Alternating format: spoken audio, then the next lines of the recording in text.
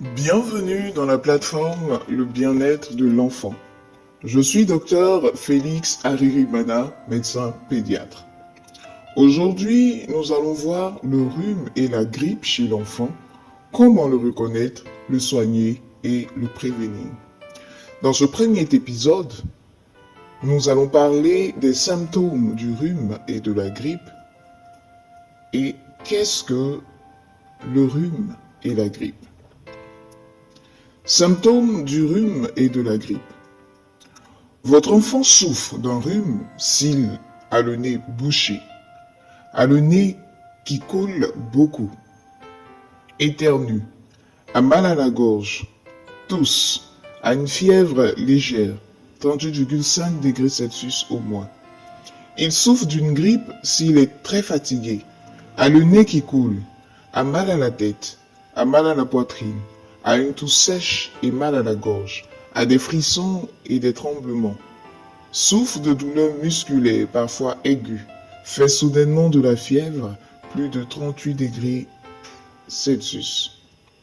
Consultez rapidement un médecin ou rendez-vous à l'urgence si votre enfant a une respiration sifflante, a de la difficulté à respirer et tousse, boit et urine très peu, a mal à l'oreille ou a du pus qui s'écoule de ses oreilles, vomit depuis plusieurs heures et a de la diarrhée, a des douleurs à la poitrine ou aux côtes. Présente des signes de détresse respiratoire, difficulté à respirer, lèvres bleues, est somnolent et difficile à réveiller ou désorienté, a des raideurs anormales dans la région du cou. Qu'est-ce que le rhume et la grippe ? Le rhume et la grippe sont des infections très contagieuses des voies respiratoires supérieures. On les appelle aussi IVRS, infection des voies respiratoires supérieures.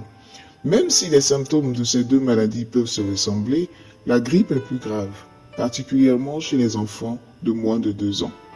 La grippe est causée par le virus de l'influenza, qui est habituellement présent dans les mois de novembre et d'avril. Quant au rhume, plus de 200 virus peuvent le causer. Les plus communs sont les rhinovirus. Les IRVS entraînent parfois des complications comme l'otite, la bronchiolite, la conjonctivite, la pneumonie et la sinusite. Les enfants de moins de 5 ans sont toutefois rarement touchés par la sinusite. Dans le prochain épisode, nous allons voir comment traiter le rhume et la grippe et quels sont les soins pratiques que nous pouvons appliquer. D'ici là, portez-vous très bien.